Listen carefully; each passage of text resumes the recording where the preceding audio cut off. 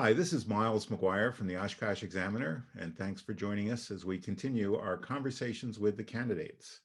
Today, we are joined by Deb Allison-Aasby, who is a member of the Common Council and running for mayor.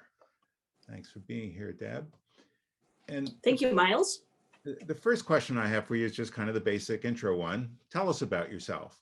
Why are you running and what are your qualifications for the job? Sounds good.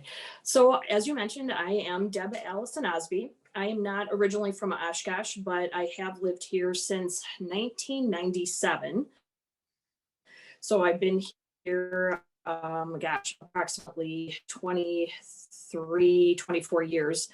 And I am currently an investment advisor and broker with Carl Hennig, which is one of the longest standing brokerage firms here in Oshkosh. So besides those duties, I'm also a certified divorce financial planner as well, or analyst. I have served on a number of boards and committees over the years, some related specifically to the city of Oshkosh prior to being elected to council. And then I have done other boards and commissions to get a feel for the community. Okay. And I am running for mayor. I would say here's why I'm not running for mayor. I certainly don't, with the time that I've served on council, I do not feel entitled to it at all. I think that there is value in the amount of experience that you can bring to the table. There's a lot of perceptions versus reality. If you haven't been through the process, and over the course of time, there's been a number of council liaison positions that I've had, whether it's long range finance, whether it's been transit. I currently now am the council liaison for Committee on Aging, which is certainly an interesting factor within our community, the Convention and Visitors Bureau, as well as the Landmarks Commission. And so as mayor, I think, to bring a level of experience and then also to, I think, certainly a cheerleader for the community, because while it's easy to focus on challenges or things that may not be perfect, there's a lot to be proud of here in the city of Oshkosh.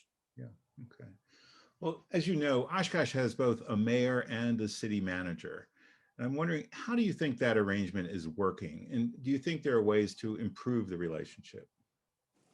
I think, Miles, there's always, no matter what circumstance, ways to improve things. I do like and for the city manager form of government versus the mayoral form for a couple of reasons. One is that, when you are in a city manager form of government, there is typically education, trained, and experience before they're in that role of handling all of the day-to-day activities and the direction of the council. And during the time that I have served, I have certainly seen a very good relationship, how we're currently structured between the mayor, who is the person who runs the meetings, as well as should be doing a really good job of communicating what the overall consensus is of the council. And so previously, the city manager, along with other mayors, have certainly had good relationships. I can't speak to the relationship, currently. You would need I would speak more with the current mayor.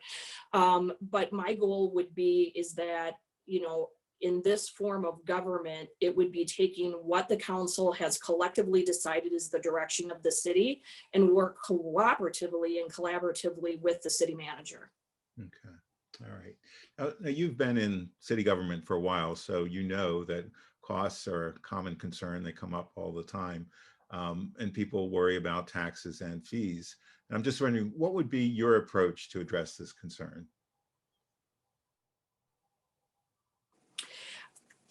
I will be absolutely 100% honest.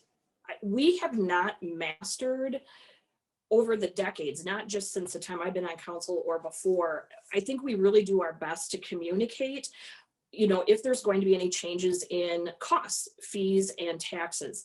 Originally, the budget process never started until October. And then I want to say it was perhaps 2012 that we then took the budget process and started to begin it in July, in hopes that through the various meetings and the discussions that it would bring the public aware if there would be potential changes, because nobody wants surprises, at Christmas time when they receive their tax bill, or, when they receive their new water rates and sewer rates.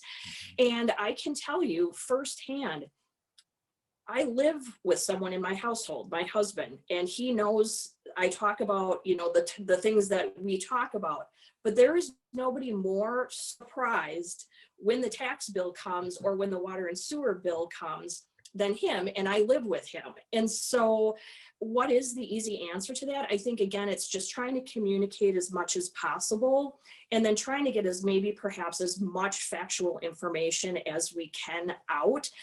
The challenge in our community is that not everybody has the internet. So while a lot of times we rely on social media to communicate, not every household and not every age demographic is technology versed. Okay.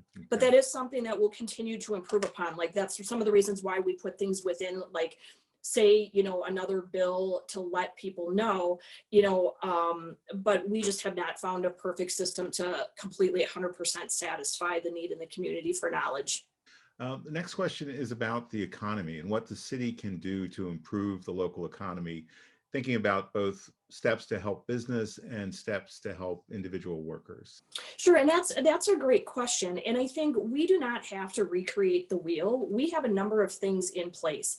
And I think it depends, that's kind of like a broad question, and I appreciate it. And I wish we had like a ton of time to dissect it.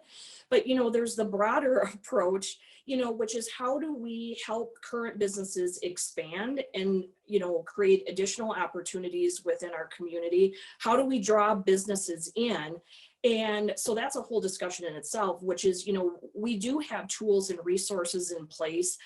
We certainly advocate some of our budget in order to be able to facilitate economic development, to create opportunities, because, we want a welcoming community and we want to have economic opportunities for all. Right. And so, when it comes to policies with that, we need to set them in place, which we do. And then for businesses that want to locate here, we should stick to that. If we are challenging that policy, say like our TIF policy, well, then we need to reevaluate that. But technically, when businesses come in to develop, they've already into what they want to do. They've already invested anywhere from $50,000 to over $100,000. So if we change the game or change the rules midstream, that is perceived as a negative for anybody that wants to expand or grow their, or develop a business here in Oshkosh. If you look at more of the micro side for what do we do in, like, say, the current state of situation in which we're now coming up on a year of COVID, and we have a number of folks that are struggling, both businesses as well as workers. What do we provide? And I do think we have some really good resources, through GoEDC, through some county resources in which to help them if they've lost their job, to help move them into something else. And, I wish we had all the funding in the world to be able to personally help, but that's not an option. And so what can we do? The other things that we can do is we can make good collaborative decisions about how we right now work with businesses to open so that we can get those that are not working back to work. And I think people are always wondering, what your focus would be. So what would be your top priorities for improving the city? Sure. And I think what's hard is that there are a lot of priorities, especially right now. So these are not in any particular order. But our nonprofits are hurting, so we do need to keep resources and figure out what we need to do to keep our businesses healthy. A, to keep our people working, and or B, is to be able to allow them to help our nonprofits that right now have seen a dramatic drop in revenue. So we need to be economically development focused. We also have to address the health and safety of the community. And that is an approach that isn't just about COVID. It's also addressing all of the other needs, the calls for service that we have in regards to our population that's aging, those that, there might be domestic abuse, mental health. I mean, our calls that come in go out for a variety of services. In some ways, some of like our calls are down because of the pandemic. And in other ways, they've risen just because of the challenges that it's brought. And so, you know, certainly that's a priority. We have a lot of needs, infrastructure needs that we haven't addressed as much in this last year, but we really need to move forward on. We've done some of that in reducing flooding, but we're still not perfect as far as that goes. So infrastructure, and how do we do everything that we're doing right now in a growing community that has many, many needs when we have reduced revenues from the state every year? And I will tell you, it is an absolute challenge. And that's where in the past, when we've had challenges like that, it's been really important to focus on those public-private relationships.